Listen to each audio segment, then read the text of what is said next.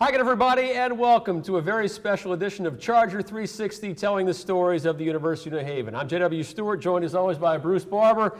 And Bruce, this is the episode we've been waiting all season for. Wow, I think we had officially wrapped up, but no. We have the new president of the University of New Haven, Dr. Jens Frederiksen, with us, and it's such an honor. It is. Dr. Frederiksen, or Jens as you prefer to be called. Jens, it's great to have you here. Welcome to Charger 360, and welcome to the University of New Haven. Well, thank you. I'm thrilled to be here, and I'm glad I made it on the episode. So yeah, this is season 2. We were wrapped, but and we didn't just do this because you're the president, you know. And I'm not saying this just because you're the new president. There's a good vibe going on right now, and I will say that I'm not just saying that because you are the president of the university, but you have hit the ground running. You have been everywhere. You've been among the students, the faculty. So there really is a positive vibe going on, and you must be excited to be here. We're so excited to have you. Well, thank you for saying that. Yeah, no, I'm thrilled to be here. It's sort of, you couldn't wait to hit the ground running. Once you kind of see something that's as exciting as the University of New Haven was to me, even in the sort of leading up phase, right? You go through this incredibly intense search process, and you kind of learn more about the institution, and I was fortunate that I was sort of a part of a number of searches that were quite exciting, and to me, I think this is unusual, but I probably sort of broke the ice with the search consultants when I said, listen, if the University of New Haven becomes available, the rest is sort of unnecessary thereafter. It was the place that felt special to me from the get-go. There was something about the sort of limitless opportunity. There's something about the magic that is already happening here in terms of student transformation that just, and again, the student body was a student body that I felt familiar with. It's a student body that's sort of unassuming, driven, ambitious, that's really looking for a transformative outcome. That's a good fit for me. I'm not much of a placeholder. And so the fact that I hit the ground running is probably consistent with both the spirit of the place and kind of who I am. There's a lot we want to get to today, and especially I know you want to talk to the accepted students and their families, and we'll talk about that in a minute. But I think it's important for everyone who's watching here today to kind of have an idea of who you are. And we could spend a half an hour talking about your life story, but give us the brief summary. Where are you from, and tell us about your path to UNH. Oh, that is a longer story. I'll give the condensed version. I'm born in Denmark, but grew up in Luxembourg, so Central Europe, lived a little bit all over. Once upon a time, I played some professional tennis. It's hard to imagine. Lots of life turns since then. Actually was going to go to school in the UK, and there's sort of a funny story there, but then eventually ended up, of all places, at Vanderbilt in Nashville. And in interesting ways, I just said this to sort of the Student Life Committee the other day. I was an older first-year student. I was 22, so I'd lived on my own, I'd worked, and so coming to an American university and this particular education system where you get to interact one-on-one, I mean, I thought I'd arrived in like learning heaven, right? Here I was at Vanderbilt, and yet I was surrounded by a lot of sort of 17, 18-year-olds for whom this was the first sort of breakout year. So I quickly became sort of dorm mother, father, whatever it was, and yet had this incredible experience in the classroom where I sort of took 22, 23, 21 hours, summers, just took full advantage of it. So spent the next 8, 9 years at Vanderbilt, and I think it's 7 degrees later. Six of them I didn't apply He's for. He's got a whole alphabet. I know. Wow. I became sort of fanatic about the opportunity of learning and really getting as involved as I could, and then. I mean, again, I think nobody stumbles into a Ph.D., but if anybody did, it was me. Sort of one thing led to another, and eventually ended up, we had a faculty member who passed away relatively early, and so I got in the classroom.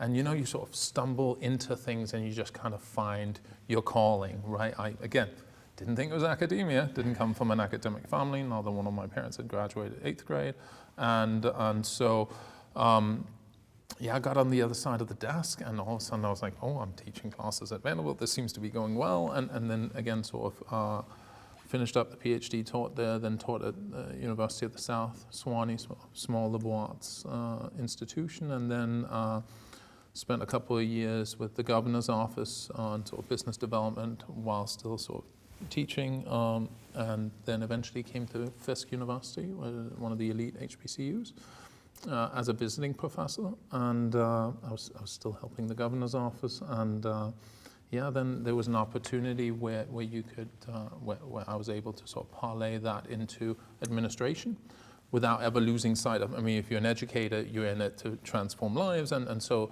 I saw the administrative path sort of as the same exact ethos of transforming lives, except this was sort of more systemic platform to then elevate students. So I spent 7.5 years in a variety of roles, overseeing advancement, enrollment, financial aid, I mean, pretty much the gamut, which gave me, I think, a sort of appreciation for the organization that is a university, and in some ways, how every single area of the university contributes. And if one is failing, the whole experience fails, right? And at the end of the day, if you're trying to deliver transformative student outcomes, then it has to be sort of a complete organizational buy-in. And then eventually, decided that it was time for a transition. We got you. Yeah, so here I am. So it's a great segue into, we should talk about, you made a conscious decision to come here. You know, we're in a time where students are deciding where they're going to continue their education. So talk about what attracted you to the University of New Haven, and then we can get into a little bit what are the attributes that we have that can attract a student here as well. Yeah, no, I guess in the terminology of enrollment, I made my deposit early. I'd like to think I might have been the first member of 2028. So, I mean, in part, it was, I think, I spoke a little bit about that at the beginning. I think this is a trying time. I mean, in all fairness, I made my deposit early. I didn't have to wait for the FAFSA, right? So I know that's got some people hung up, and that is an arduous process. And obviously, I feel for students and parents who are going through this right now, because really understanding sort of the financial picture of what you're embarking on. I mean, I've said this to students at some of these open houses. We live in a world of hyperboles where people always tell you the biggest decision you'll ever make. This is a pretty important decision, right? I mean, what Vanderbilt did for me, what the University of New Haven will do for these young people is transformative. And so identifying the right place, you are making a massive commitment, a massive investment of time, resources, and really you are investing in yourself, right? And of course you have to consider the cost and affordability up front, which financial aid plays a huge role in. But I also don't think we can lose sight of why you're going, right? You're going with the intention of delivering on that investment, right? This is about a return on investment, and I've spoken to lots of parents and students and said, listen, do not lose sight of the fact that that is the outcome, right? Consider the financials up front in the current, I mean, yes, you're waiting for the FAFSA, but once you've kind of got that sorted out, really look at what institution do you believe provides you the best holistic experience that puts you on the pathway to realize your dreams, and dreams that you may not, they're going to be changed in the process, right? We've all sat in a class and thought, this is everything I'm going to be doing, and been like, maybe not, right? And then you sit in another class and you're like, oh, this is what I'm going to be doing. But really having a commitment to identifying an institution that you feel like is in your corner, that takes your success personally, and that is going to bend over backwards to deliver on your dreams. And in some ways, that's what attracted me. I saw no ceiling at the University of New Haven, right? You've seen this incredible growth, and now you're sort of poised in a very difficult higher education climate, right? This is a time where students and parents, everybody is bombarding you with this notion that maybe a 4-year experience isn't worth it. Well, that's the narrative is false. I mean, you can look at the data, and never mind starting salaries or opportunities, it's also career opportunities. That gap only grows exponentially.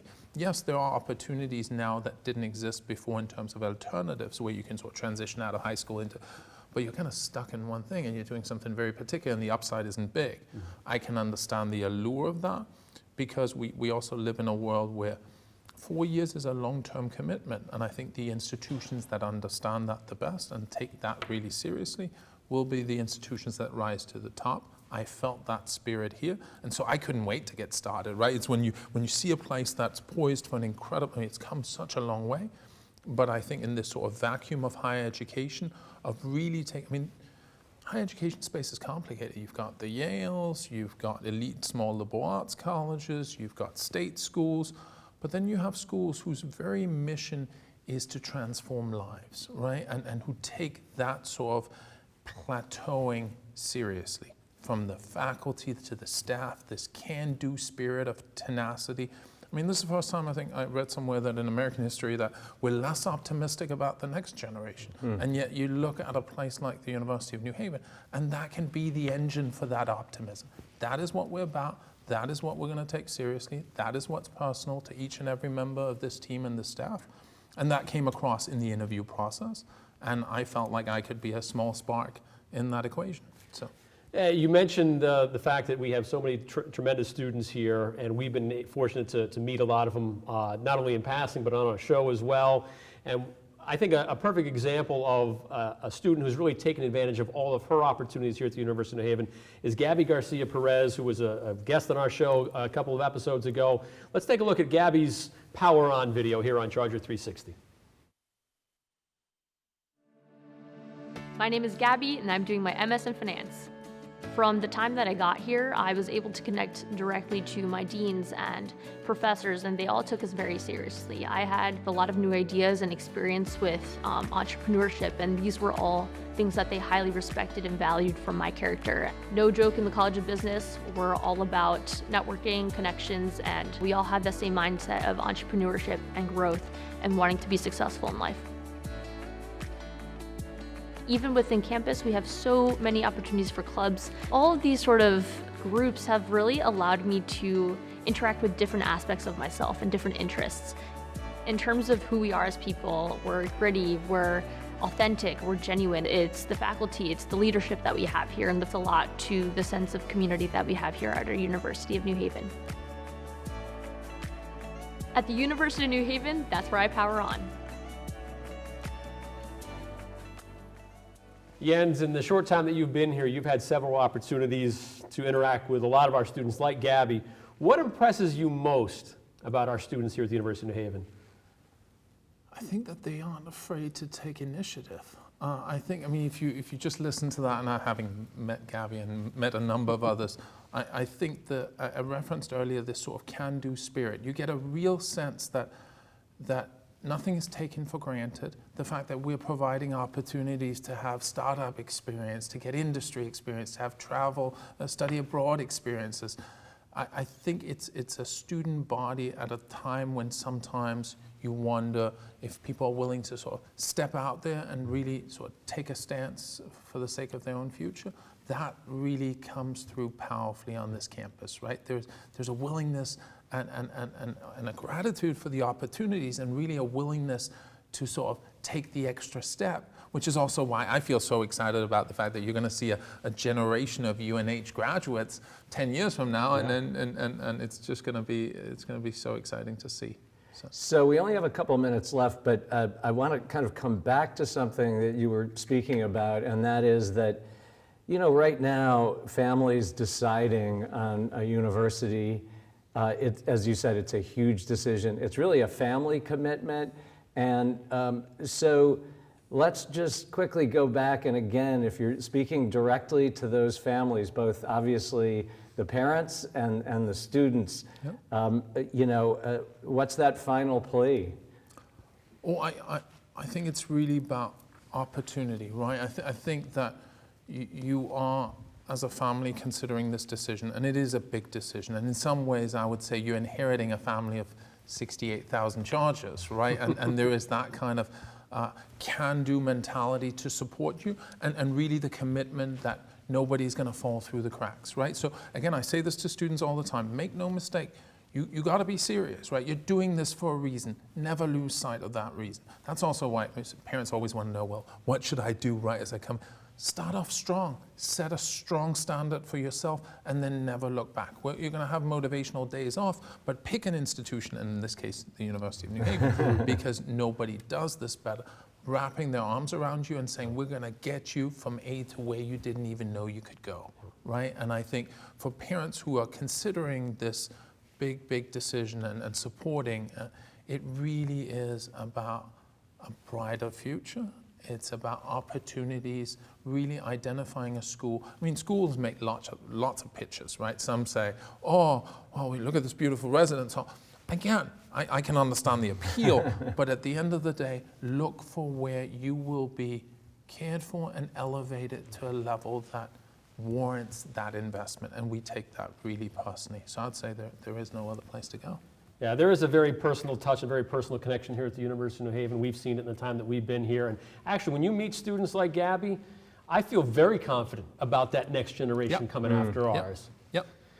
Well, there's so much more we could talk to, but we're out of time today. We knew this episode would go quick, but Jens Frederiksen, Dr. Frederiksen, President Frederiksen, thanks for being here on Charger 360. Again, welcome to the University of New Haven. We look forward to working with you, and thanks again for everything you've done for us already and what you will do in the future. I really appreciate it. Thank you for having me. I hope I get a sequel. I think there will be a part two. I think we can pencil you in.